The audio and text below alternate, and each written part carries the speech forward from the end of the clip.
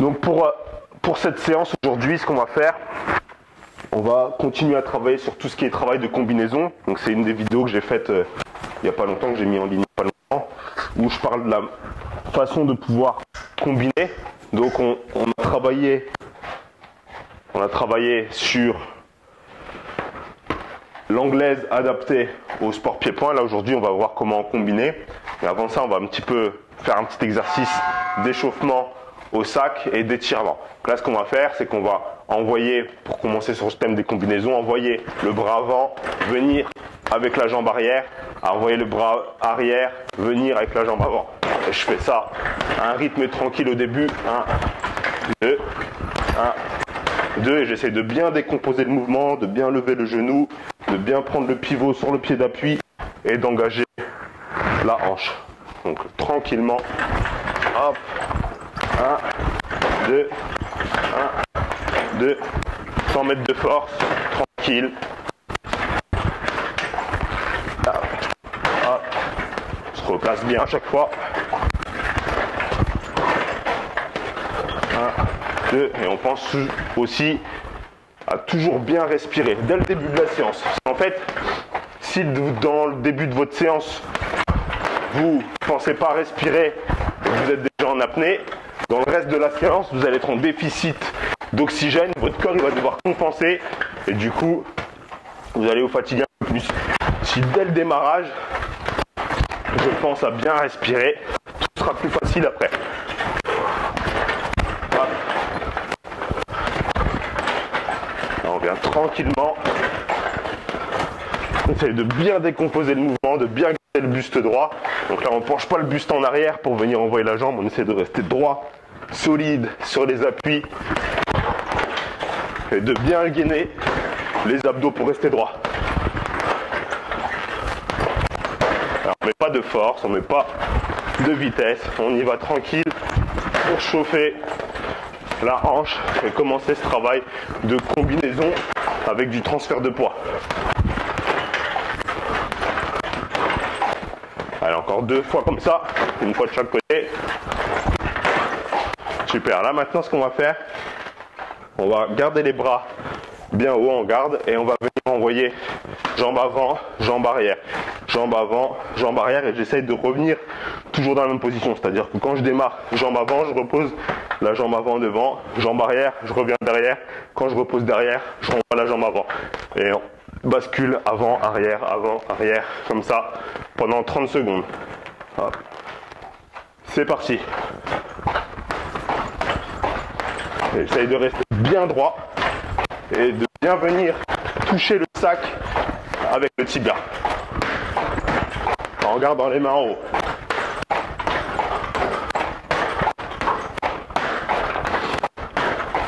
Allez, encore 10 secondes.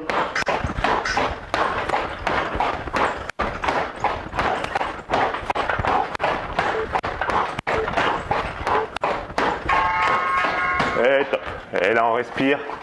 Donc pour les exercices de respiration, pour ceux qui prennent en cours, qui découvrent aujourd'hui ce que je propose, pour les exercices de respiration, souvent je l'explique, pour pouvoir bien récupérer, on va essayer de venir respirer par le ventre. C'est-à-dire que quand je vais inspirer, je vais essayer de gonfler mon ventre au maximum, en inspirant par le nez de préférence, et on vient expirer en vidant le ventre.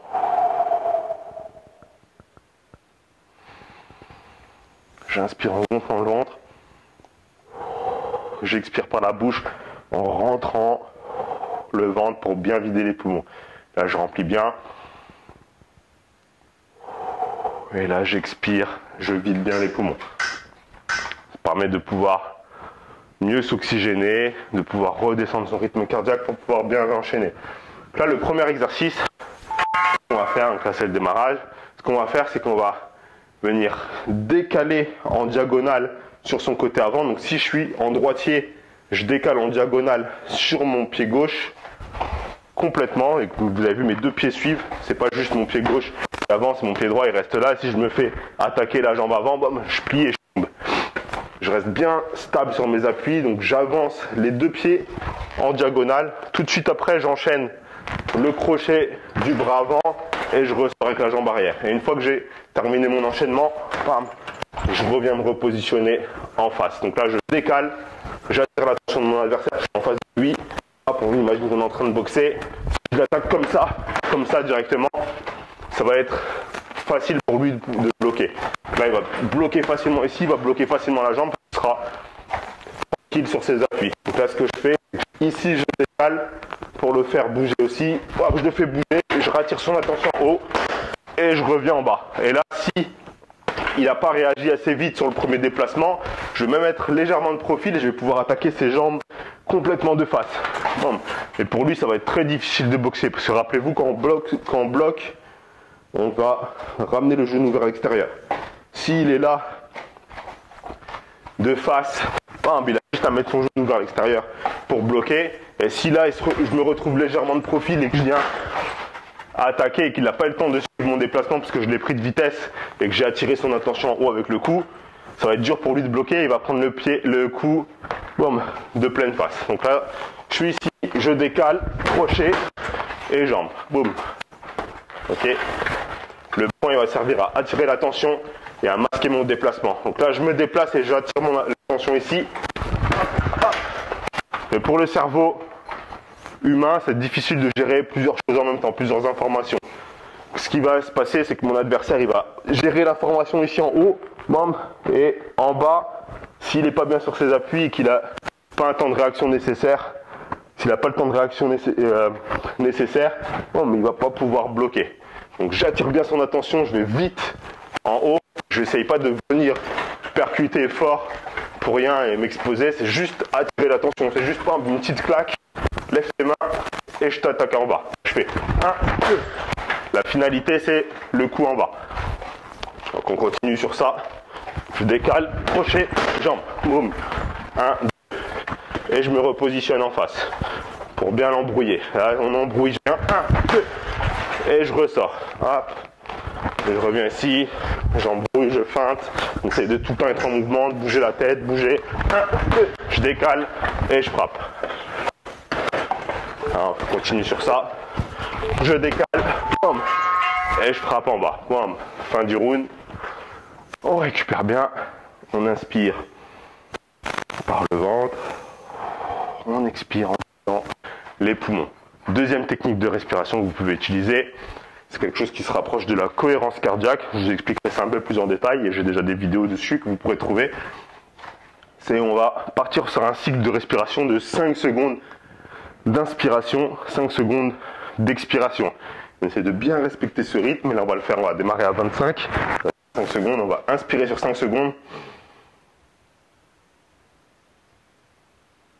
Et on expire sur 5 secondes. On inspire. On expire.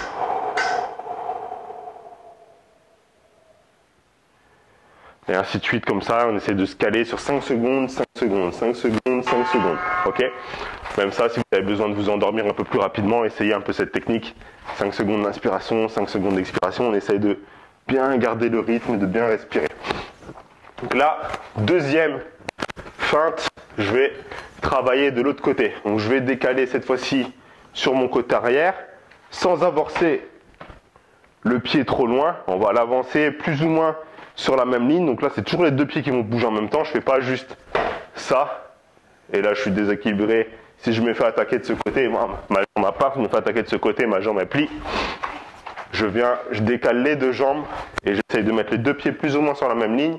Une fois que j'ai décalé sur mon côté arrière, je reviens avec l'uppercut, bam, du bras arrière et je ressors avec la jambe avant. Donc là, j'ai désaxé totalement.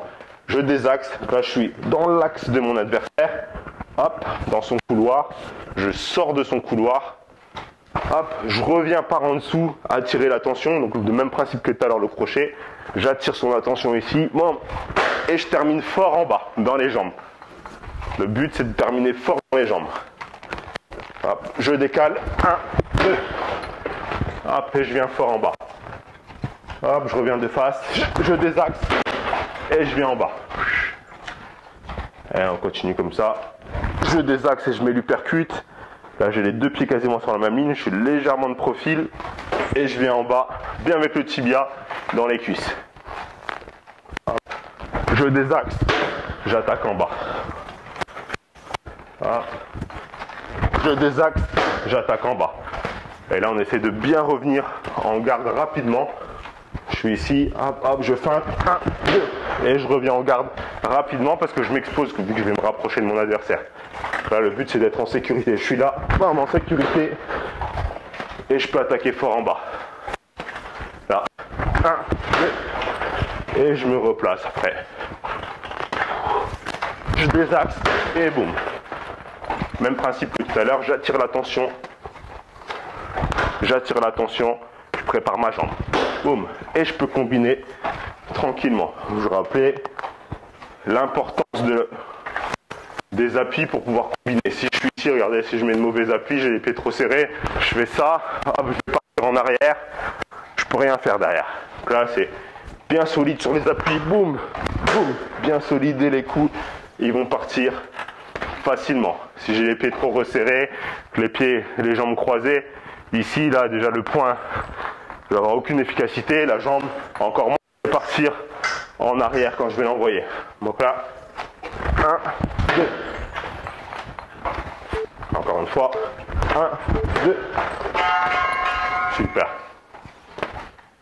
Et là, pour la dernière feinte, on va travailler d'abord les jambes pour pouvoir sortir cette fois-ci en finalité avec les poings. La troisième combinaison qu'on travaille aujourd'hui.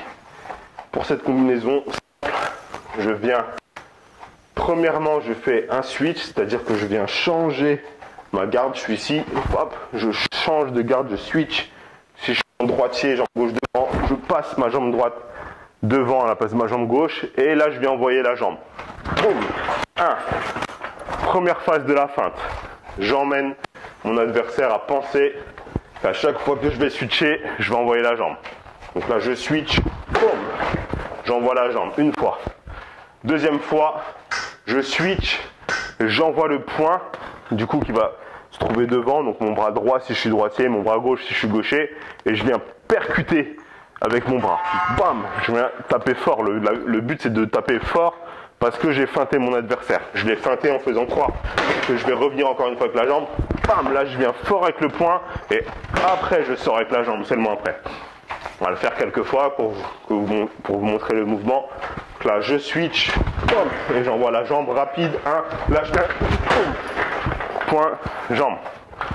Je remonte, je viens, je suis en face, on est en train de boxer, je me déplace, je switch, boum. Je fais ce petit mouvement pour lui faire comprendre que quand je switch, c'est ma jambe qui part. Une fois que je lui ai fait plusieurs fois, là par exemple en sparring, plusieurs fois je fais ça à mon adversaire. Boum. Hop, que je le touche et que je le touche pas, c'est pas grave, c'est pas le but. Le but c'est de lui faire comprendre que je fais ça, j'ai la jambe qui vient. Ça va tout le monde? Je comprends bien que je switch pour t'envoyer la jambe, parce que j'arrive pas à t'envoyer la jambe en direct, ok? T'as bien compris? Regarde, maintenant je switch, boum, et je t'envoie le point. Vous avez compris le truc? Je lui donne une information, bam. Je lui crée une habitude. Ah. Même s'il ne l'a pas vu, son cerveau il l'a vu. Même si lui il n'a pas pris conscience, son cerveau il va en prendre conscience et il va se dire que hop, il bouge. Attention, la jambe elle arrive, donc ça se trouve il va peut-être anticiper. Et s'il anticipe, à partir du moment où il va anticiper, vous allez le voir, hein, de toute façon. Regardez bien, on reste bien attentif sur l'adversaire. Et on voit que dès qu'il va anticiper, je fais ça, il va laisser une petite brèche. Et je me sers de cette brèche pour venir taper fort avec le poing arrière. Donc je viens là, hop, je feinte. Et là, boum, je viens fort avec le poing. Et après, je termine quand même pour pouvoir me repositionner.